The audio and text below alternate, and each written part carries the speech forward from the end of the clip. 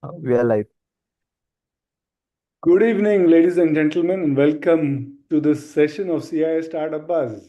This is a 60-second continuous session. We are doing a lot to ensure that you, as founders, listen to some exciting stories, get some motivation, and bring it to your startup business. Today, we have an exciting speaker, Divya, and Keuri is going to moderate the session. Remember, every Thursday, we get some exciting people to help you scale your startup. And with those few words, I'll hand it over to Keuru. But remember, if you have any questions, don't wait. This is exactly 45 minutes. You won't get this time again to ask a question directly to Divya. So put your questions in the chat and Keuri will take it as it comes. Hope you enjoy the session and over to you, Keuri. Thank you, Ninad. Good evening, everyone.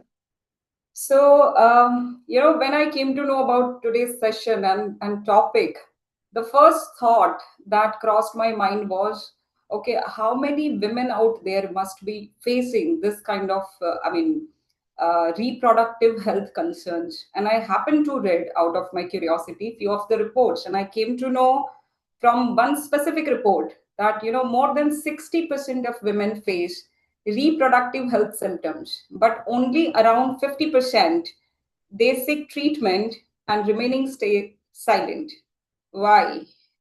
Maybe because of stigma, lack of awareness, or lack of trust. Uh, that let's deep dive for those answer with our today's guest. I'm Keuri Patel, principal consultant at Jehirani, a strategic advisory firm, and joining us is Divya Kamirkar, founder and CEO of Pinky Promise, an AI platform that acts as a companion for nearly 500,000 women when it comes to reproductive health concerns. Divya is a Yale trained biologist. She has spent a decade across management consulting, politics, and medical research in different parts of the world. Divya, a very warm welcome. Thank you for having me, Keori. Such a pleasure to be here. Thanks, everybody, for having me on this platform. Really looking forward to the conversation. Right. So, Divya, what made you think, to begin this journey with? Why women? Why reproductive health concerns or reproductive health issues? Why this particular category? What caught your attention? Yeah, so I think that when it comes to categories like this, I genuinely feel like people build when they have a personal story, when it actually affects them personally, because it's not so obvious otherwise. And that's actually something that happened to me as well. I have been working in the healthcare space. I have been, as a woman, also trying to navigate my own reproductive health since I remember. But really, the sort of the moment that triggered it all was post COVID, just in like early 2021, I was pregnant and I had some complications. And it actually took me more than a month to get a diagnosis for those complications. I realized that I had spent more time in the waiting rooms as opposed to actually talking to doctors. My Hmm. data was all over the place. Because my data was all over the place, each doctor we went to was on a fact finding mission to try and understand, oh, why is she having this symptom? Okay, get this test done, get that scan done. No, no, no, get this other one also done. Oh, this other thing is missing. So honestly, when I did get the diagnosis, it was quite simple. And given my background in biology, I was also a pre-med at Yale, did that whole thing and decided not to be a doctor at the end of it. But because of that kind of a background, I realized that why did I wait for a month to get this diagnosis? I should have gotten this in appointment number two or appointment number three. Hmm. And I realized around me the world is changing. You're getting groceries delivered to your doorstep now, way more than groceries delivered to your doorstep in 10 minutes. You have, for example, loans that you can get instantly up to 5 lakhs pre approved. Right. You are able to hail a cab and go from A to B whenever you want. So why is it taking a month for me to get a diagnosis? And why is this a common thing that everyone, like every woman I talk to is like, yeah, it's, this my gynecological journey is hard. That's when we decided to solve for it. AI was just making a boom at that time. And we realized that gynecology is actually a experience data and technology problem. And so let's use good tech, let's go use good data And let's solve for 50% of the population whose purchasing power is rapidly increasing, who's way more connected to the world than they ever were, and Right. who need good healthcare services, right? So our thesis was let's make it seamless, like just like it takes you a minute or 2 minutes to get a service that is not as core as your health. Can we make it 2 minutes for you to get a diagnosis? Right. So that really was the beginning of Pinky Promise for me. Right. And I'm so happy that, even before I start questioning ahead, there are few already questions in the chat box. And luckily, it is matching to my first question. Before I go to data and other part, I mean, see, I guess if I'm not wrong, you correct me if something Yeah. you founded Pinky Promise in 2020. Right. And you have nearly 500,000 women association now. So how did trust evolve from, year one to like today? I mean, Yeah. what you have to build, you had to change, or you are changing, or how this journey evolved when it comes to trust. Yeah, so I think honestly, we launched our prototype in 2023 and very quickly realized that we have so much to do. We realized that we were like, okay, women may not even want to go to a doctor in the first place. Like that is a predominant feeling. We spoke to about 10,000 plus women when I was at Wharton. That was like a exercise that we did. We spoke to a lot of women, and I realized that okay, they actually may not even want to go to a doctor. And there were apps that were out there like Babylon and Ada and all that. Now, it's they don't many of them don't exist anymore. But they would give you a likelihood assessment. So it was a machine learning algorithm. You go and you put in your symptoms.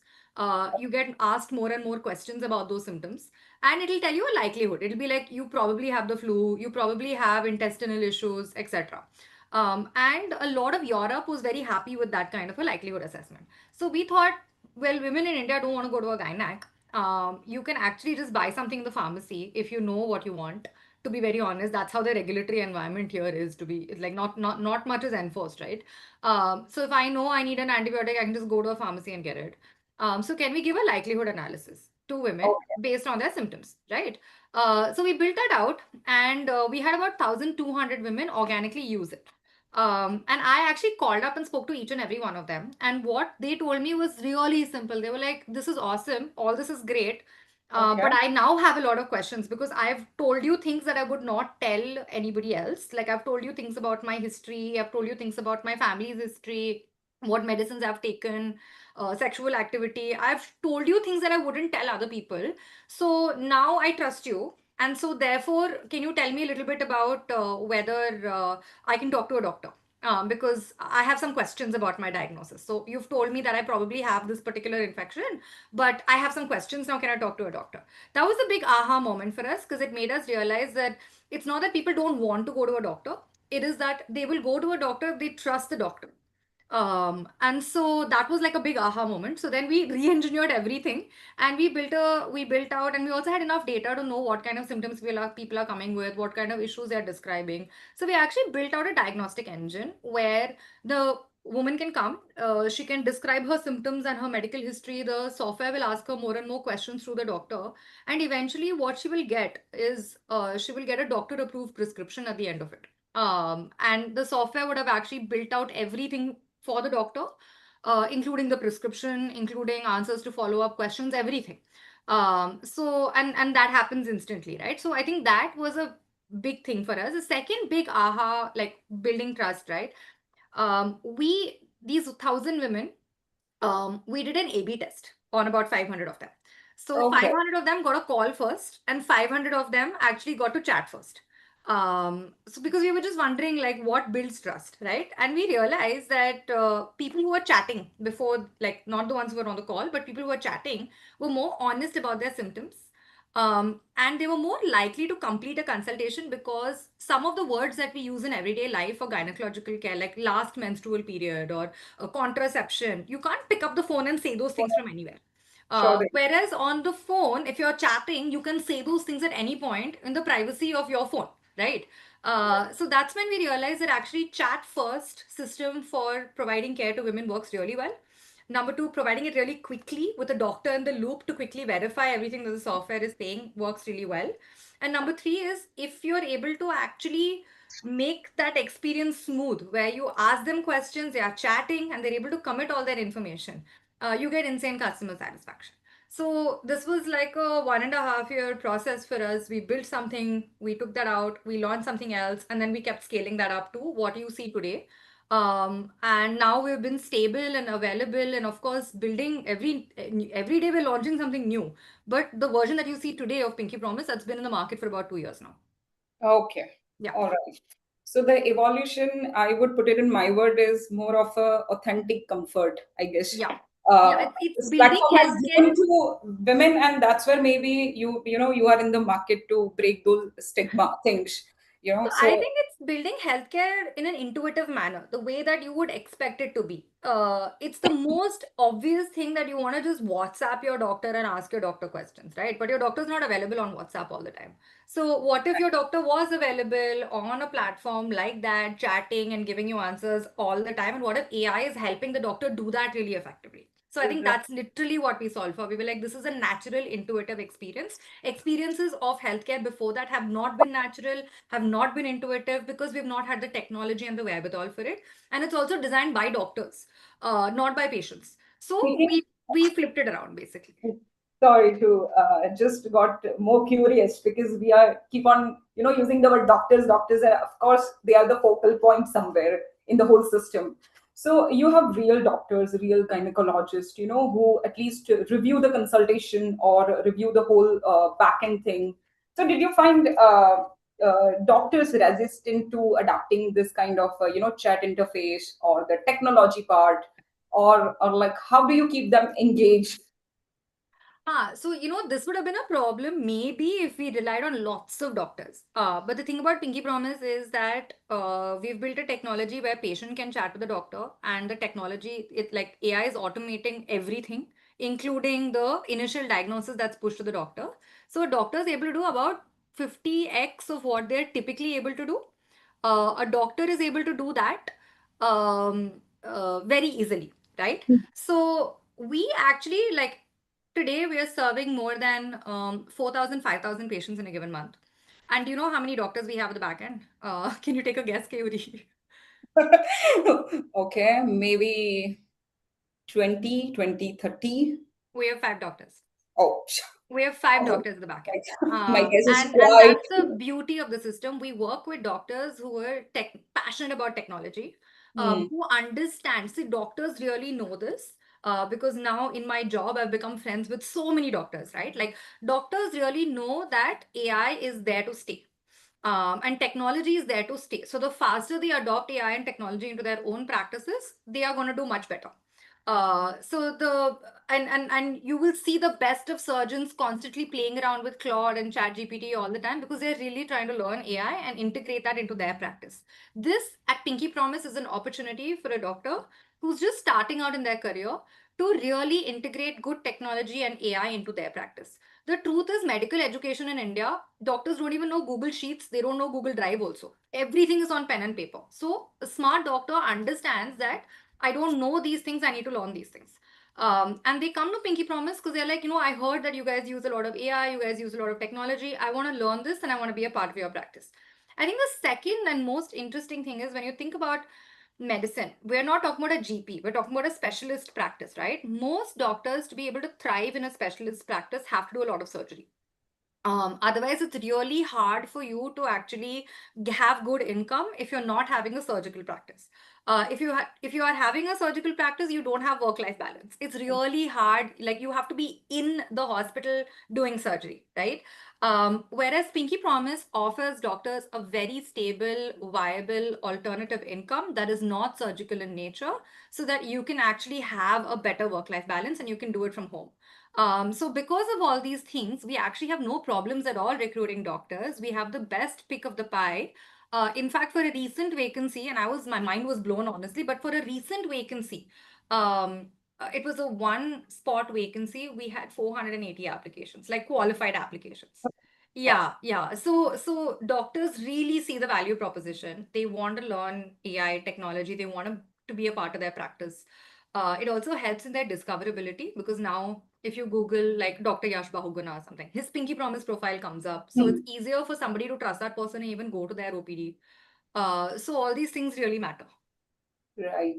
So you price care at 99 rupees. So did going this affordable ever risk making people doubt the quality? Yeah, I mean, this is a question we get asked this all the time, and it's actually so. Before I get into the pricing decision, what's really interesting is that it costs us about 8 rupees to provide care to a patient. Um, Hello, hi, Kyuri. I think you're stuck. I'm hoping that people can hear me. Yes, we can hear you. Okay. No, Kyuri's video is frozen, so I just wanted to make sure that people can hear me. I'm just going to go ahead and proceed with answering the question. Uh, Um, yes, you can. and I think the answer to that is it costs us very little to service a patient because we have a very limited number of doctors. And we have technology that's really light, really, um, it's, the cloud compute as well as the cost of actually like providing that service is about 7 to 8 rupees per patient at this point of time. So it makes sense for us to price in a very, I think, in an extremely disruptive manner. But Kayuri, sorry, I think I lost you. Yes, I don't know. Maybe why this network also have to act weird today only. No I'm problem. I was actually just answering one very quick thing, like a clarification part, like on the cost side of things, like forget the price perception, market side of things. Like on the cost side of things, we've built a system where it's actually really cheap for us to deliver care at scale. So for like one patient today, it costs us about because we have very limited number of gynecologists, and we also have a very light technology platform. It costs us about 8 10 rupees, 8 9 10 rupees to provide that care. So we can actually price really low, right? But the question is, should you, do you, and what is the advantage of doing that? I mean, you could technically price it at 1,000 rupees and make an insane amount of margin as well. I think it's two reasons. Number one, when I think about it, we're not building Pinky Promise just to take gynecology online, right? There are thousands of mom and pop small scale gynecologists everywhere. Like in the urban centers, every locality you go to, if you type gynac near me, you will find 20, 30, 40 gynecologists, right? It's a very fragmented, very small, fragmented, and it's full of really small players. And their standard charges 1,000 rupees, 1,500 rupees, etc. So if you're building a national platform that is completely changing the experience of healthcare for a woman, you don't want to just take gynecology online and say that, okay, I'm taking gynecology online. That's what a lot of the early startups did. And like, right. quite frankly, they were very boring, right? Because that's all they did. Like a brick and mortar thing was made online. For us, it is if you actually want to cater to this like $7 billion market of gynecology, how are you going to cut across all that noise and be the go-to partner? The 99 price point therefore makes sense. It is, people may question कि like 99 में कैसे provide कर रहे हैं, but it's tantalizing and it's very curiosity generating. So a person may feel, I'll just try it and see, it's just 99. And then you hook them in because of the Right. fantastic experience you're able to provide. This is how we, in the beginning, we were completely bootstrapped. And so our first, like, say, 5,000, 6,000 customers, that's all they were thinking when they tried Pinky Promise. They were like, I'm not going to go to a doctor. Or I may go to a doctor, but it's so cumbersome. I have to take the day off. I have to stand in a waiting line. I have to go and see that doctor. I don't know if she's going to be good or not. So let me just try Pinky Promise. And they tried and they loved it. And that speaks to the 63% repeat rate that we have today. So this consumer psychology approach still works the best. I That think so. people Yeah. I you think that, like, try, and when you see, whether it is really working out, whether it's really for you or not, and then go ahead. Sure. yeah, I also feel like you cannot be a category creator if you're not disruptive, right? And if you think about it, India may so far there's no really large player in this space at all. Like on who's doing it? Astrology has been disrupted, right? Absolutely. You can chat for 5 rupees with an astrologist and you can be told whether you're getting married next year or not. Uh, for 5 rupees, right? I'm just giving you an example. Yeah, Um, sure thing. it's it's it's a I totally fantastic agree with business you. model. The question is, what does that look like in gynecology? Is it like, how can you disrupt that? I think you disrupt that by breaking something that somebody takes for granted, which is that it takes a lot of time and it takes a lot of money for me to get good care. If you just completely break that, you have disrupted and you have actually built a scalable thing. And if you can do that very well, you can do that at scale, you can do that with good unit economics. You've built something that's lasting. So disruptive is the word. Okay, let me not miss our audience's question also, because there are so many and I Yeah. already missed two. So I'm also taking theirs in between with mine. So there is also a question: how do you measure customer lifetime value in a healthcare business where trust is critical? I think the standard way that you would look at customer lifetime value in any business, you would measure customer lifetime value even in a healthcare business.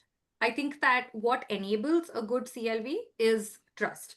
For us, I think at Pinky Promise, when we started out, we had women with a lot of these taboo topics coming to us, right? Like they had missed a period, they had a urinary infection, they had vaginal discharge issue. So in that case, if you're a young woman and you have a one-off reproductive health issue, you're probably going to come to the platform 2 to 3 times at max. But if you have a good experience, you're probably going to also use us later when you want to become pregnant, when you are pregnant, and when you have deeper healthcare journeys.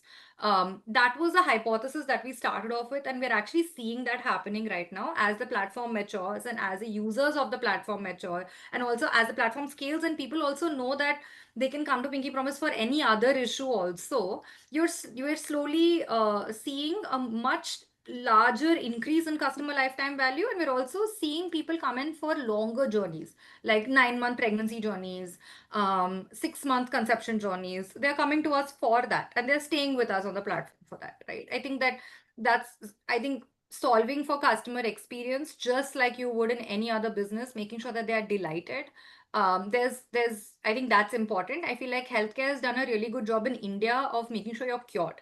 But if you mix cure with delight and you Hmm. do both together, then you have a customer for life. Otherwise, I think the biggest problem in healthcare is also shopping, right? Like people will, especially for meaningful healthcare journeys, they will go to 5, 6 doctors and then finally find their one. So at Pinky Promise, something that we always think about is how can we be that only one doctor? 50% of women coming into Pinky Promise have never been to a gynecologist before. So you actually have the opportunity to make them your customers for life. So how do you delight at every instance, and how do you make sure that they feel so valued, although it is an online medium? They feel so valued that they keep coming back again and again. That's how we think about CLV and trust at Pinky Promise. Right, right. What quality metrics do you track internally to ensure patients have positive experience? Yeah, so I think that this is where healthcare becomes different, right? A standard business will look at an NPS score. They will say, out of like, how satisfied are you, and like, how Right. likely are you to recommend Pinky Promise? Or they would say, out of five, 4 out of 5, or 3 out of 5, customer satisfaction scores, stars, and then qualitative inputs, right? These are used. But we're in the healthcare business. That is one thing that we track. But the second thing that we track is every single patient based on their prescription, based on their medication regime, or based on whatever they need. We make sure that they're actually adherent. So within the first 24 hours, it's very important for us that you have enough information and you're satisfied and you trust your doctor enough that you actually start taking your medication. That is number one. And number two is outcome improvement. So we track and make sure that whatever problems and symptoms you had, those don't exist anymore at the end of your treatment period. And we're actually like, even today, if you tell us that you're not feeling better, we immediately put you back in the care loop. No questions asked. We're like, paisa nahi chahiye, talk to the doctor, get better. That is the more important thing for us.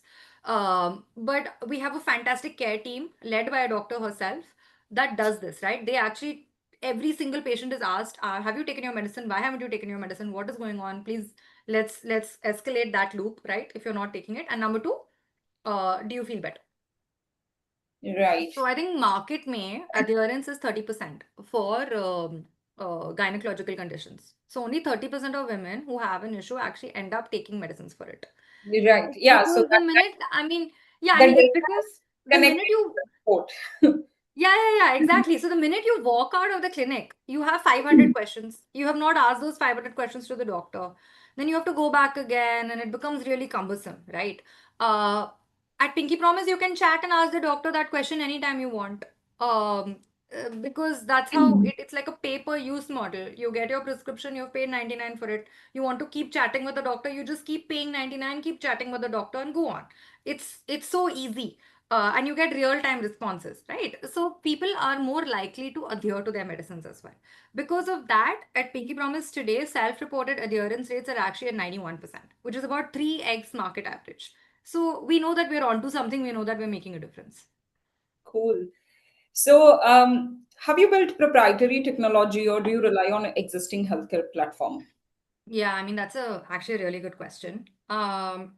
We do a few things. We use LLMs, but we don't use LLMs to diagnose. We use LLMs in an agentic manner and as a language layer, because they do a really good, like they do a really good job of language. They do a really good job of communication. Hmm. But the core, like diagnosing software, the core, like Yeah, that's the core. based on your symptoms, what are the questions that need to be asked of you? How does the prescription gets formulated? Based on your medical history, does that change? All those things, it's completely proprietary. That's custom models that we've actually built on our own. um, we also have a RAG based LLM that does the job of then, based on your prescription and your diagnosing history and your medical history, it enables the doc, it functions as a co-pilot to the doctor. It gives answers to the doctor that the doctor can edit and send back to you when you're following up and having a chat with her. But the core diagnosing capabilities are our own entirely. That Okay. is because today, a lot of the off-the-shelf models don't do a great job when it comes to the South Asian genome, when it comes to the small population of sexual and reproductive health. And also, there is a small risk of hallucinations, and we just don't want to take that risk when it comes to medical medicine. Like, you just don't want that. Um, Medicine Wonderful. is also very rules based. So like a calculation like gestational age based on your LMP to calculate how far you are in your pregnancy, that is going to yield a standard answer every single time. Why does an LLM have to do that? Why can't more basic models do that? Whereas some more advanced models may be required for looking at all your medical history, identifying your risk for something, and trying to tell you that you have to screen beforehand. So we use different things in different use cases, and it's not always LLM, it's not always off-the-shelf models. Right. And how do you prepare your infrastructure for sudden spikes in demand? I love this question. We use so yeah, that's my co-founder's job.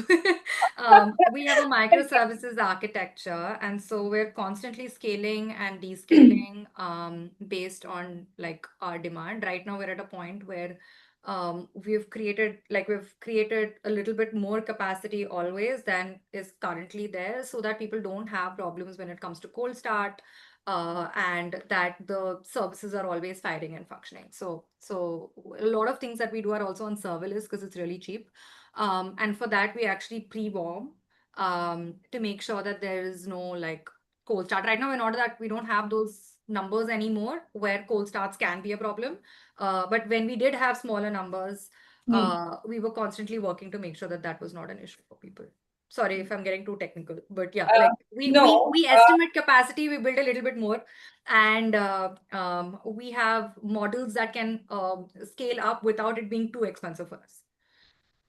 so that's where you made it easy for everybody else to understand. Yeah, basically, like that's how I think about it as well. Like I've had to become really technical. I'm not a technical No, person. it's I've had to become, though but it was that's how I think about it. Yeah. easy, I would put it in that way. So okay, we have quite many questions. Let me pick one. And okay, which women's health issue is the most ignored by both startup and healthcare industry, according to you? Gosh, that's a hard one. I think I think mostly it used to be menopause. But I feel like right now a lot of people are doing a lot to solve for it. Governments are coming out with menopause policies. Um, But I think the other thing that's still ignored is endometriosis. We had a patient recently come to us who had been suffering from endometriosis for 10 years. In fact, she has been advised things medically, which would probably be contraindicated for a condition like this because period pain is normalized, right? Everyone is told that it's normal, put up with it, it's okay. हमने भी तो ऐसे किया था. You hear a lot of those things when in fact there's a scale and certain symptoms are absolutely not okay. And you should be seeking medical support if you're experiencing certain symptoms. So somebody came to us, she's actually a CEO of a company. She came with like a decade of managing period pain and getting hospitalized. And after 6 months of treatment, she actually conceived. So it's insane how under understood and poorly understood. In Western countries, it takes 7 years for somebody to get diagnosed with endometriosis. Right. And I think that like a lot of the diagnostic technology, non-surgical relief options, all of those things are still under development.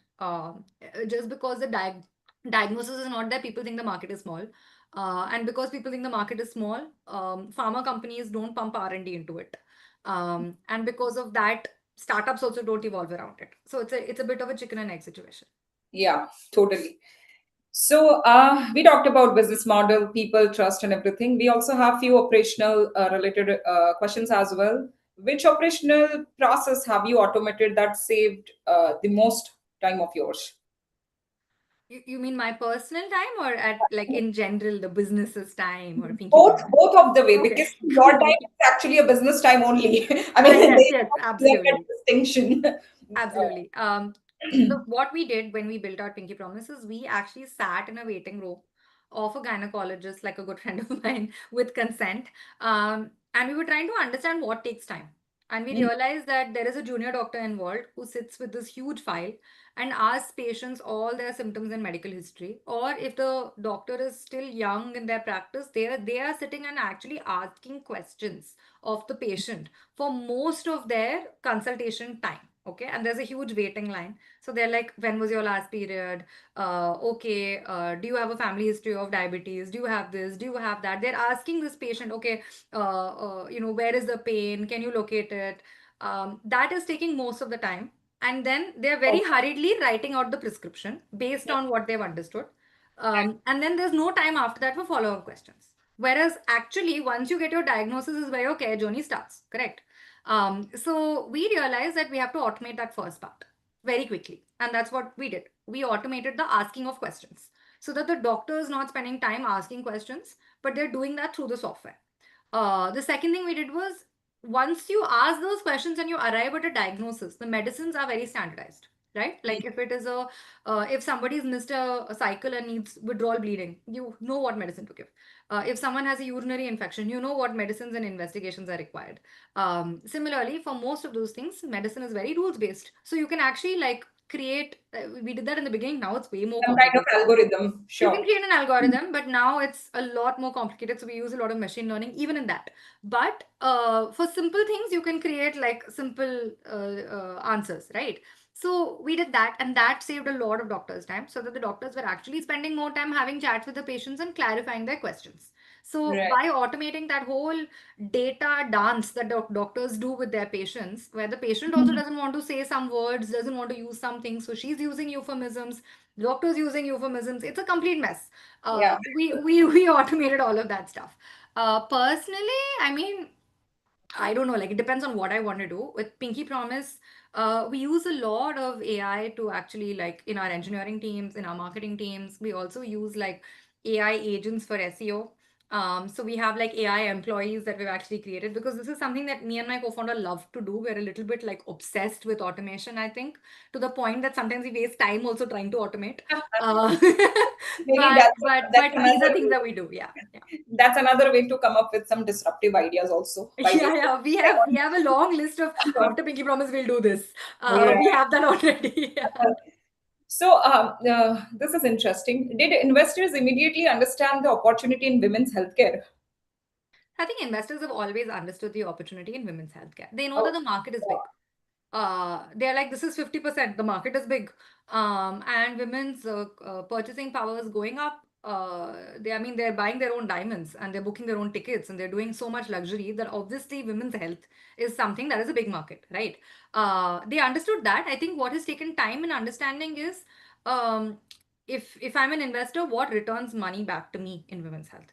And that's also because the purchasing behaviors and the preferences and likes of women are very different from men.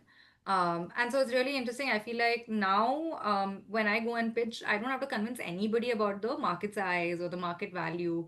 What I do need to convince people of is that my business can actually survive in this market. Hmm. Because so far, at least in India, we don't have a women's health unicorn. It doesn't exist.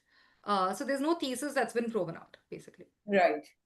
Would you like to give this as a plug-in to brick and mortar doctors? This Sure. whole model. I mean, we have our own clinic. I'm actually talking to you out of it. Okay, It that is makes proving then. sense. It makes Okay, sense. I feel like there are a lot of issues that someone doesn't even need to come into a clinic for, which is what we'll be able to take care of online. And that's where a huge volume is. That's like 90% of all sexual and reproductive health conditions. You don't even need to come to a clinic for. You need a prescription, you may need lab tests, or you may need some sort of an imaging thing. And then the doctor can just tell you what medicines to take, right? So you don't need to actually get examined for it. But then there are a small proportion of serious issues which actually also have a larger ticket size, which have higher AOV, for example. Um, and experientially, it matters that you have a good experience in those things. You have a good diagnosis, good experience, etc., that you would probably need to come in person for. So the way that we think about it is we have a huge all India network of our app, where a lot of issues get taken care of on the app itself. And then if something is serious, you can actually come into our physical center. We're seeing a good relationship between app patients coming into our clinic, because we've opened it in one of our hotspots. And also clinic patients then going back on the app and consulting other doctors for simpler issues that they don't need to come in here for. Because the doctor's time in a clinic is also wasted, right? Like in 3 hours, they can take care of, say, 20-25 patients. And you want those 20-25 patients to be the most serious cases. You don't want one of those 20-25 patients to actually be, from a business standpoint, business of medicine standpoint, you don't want it to be a simple infection that can actually be taken care of online. true. Uh, if a large hospital chain wanted to acquire Pinky Promise today, what factors would influence your decision? Um, Gosh, that's interesting. I've not thought about it. Um, I think that, like, obviously the first thing that would influence any founder's decision with respect to, like, their decision to sell is at what price, right? At what price, at what value? What are the terms? What does it mean? And I think that one of my mentors tells me all the time, never say no without understanding what the price is. Like, you would say that I'm not going to sell, and then if someone says, what if I give you $100 million, will that change your decision?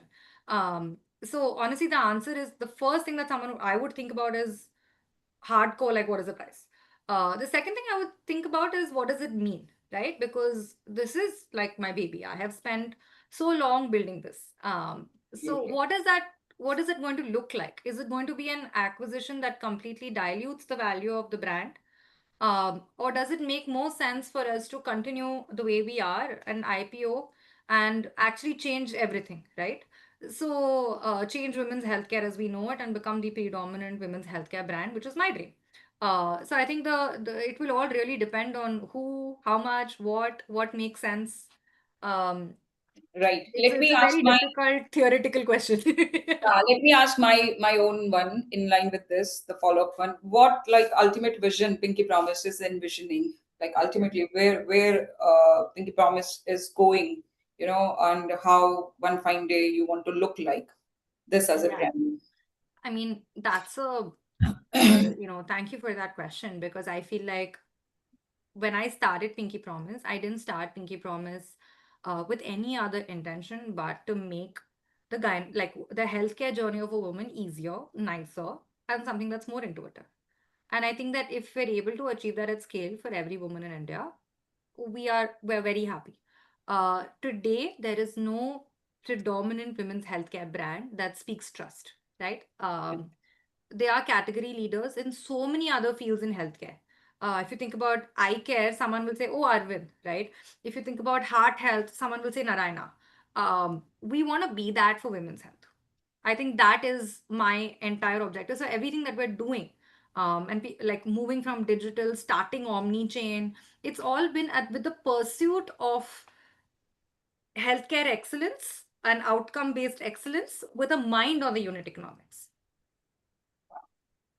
Loved your vision. Thank you. So you farm, you scuba dive, and you are raising three kids. What motherhood or farming have taught you about patience? That shows up in you. How you build Pinky Promise, or how you are evolving.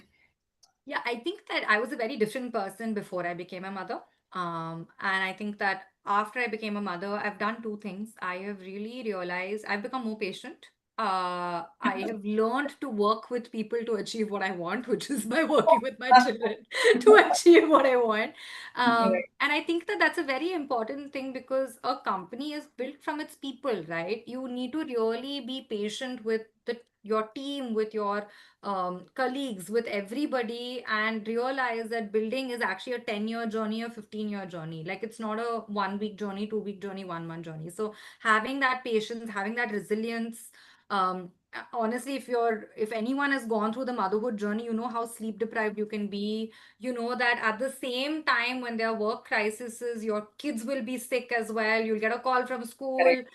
but how do you keep your cool and just do everything you need to do that day? I feel like that is a master class in leadership like no other.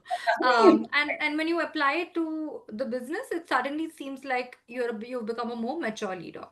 I also feel like when you do things like playing a sport or farming and those kind of things, like especially while playing a sport, because I was a national athlete before all of this, you realize the power of tenacity. If you've never experienced what it's like to have a down scorecard the entire time and suddenly like win everything, you've not learned the power of perseverance, right? Yes. And I think that that is a very important learning for me. Patience, perseverance, resilience. When you're just academically excelling and going to all these universities and all that, you get very quick gratitude. Like it's instant gratitude, right? You're like, अच्छा top कर दिया, अच्छा अच्छे college में चले गए, job मिल गई है. But starting up is not like that. So it's a different skill set, yeah. So on a closing note, what's one thing you will never ever compromise on, no matter how fast you have to grow, or no matter a very mesmerizing opportunity or maybe growth, Yeah. anything like that. I think it is absolutely the end out, the service quality. We're in healthcare. We're like that's what I keep telling my team members also that guys, we're in the business of healthcare. Hmm. And so as we scale our numbers, we have to see an increase in positive reviews, positive feedback, more stars on Google Play. All these things have to happen in parallel. Then only we can be confident that we're building something good. And I think that is something every Monday morning we sit and say, kitne positive reviews aaye hain? How many people have been, what has been the outcome improvement? How many people with serious issues don't have those anymore? We have to have a keen nose towards this because otherwise, a lot of things can go down south really quick in healthcare if that basic like patient satisfaction and quality is not there. Wonderful. And see, the time is also up. Yes. In conversation, we didn't realize, but this was a great insight.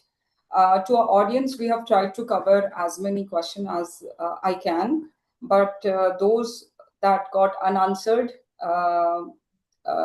we can maybe throw some light in some or other manner, which I don't know right now. But let's summarize this. What I personally feel is, Divya, I spent 5 years building this platform so that those 50% of women who remain silent, they don't have to.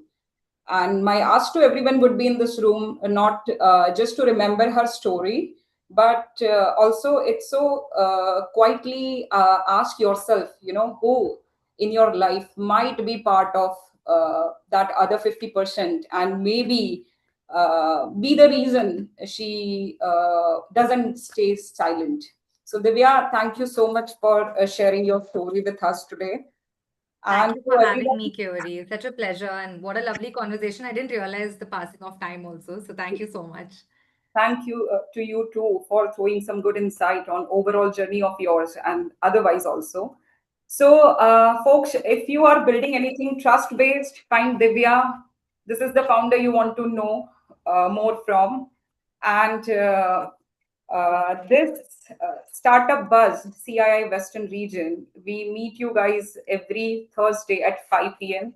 So stay tuned with us, same time, same energy, and maybe same commitment to founders building something that matters the most.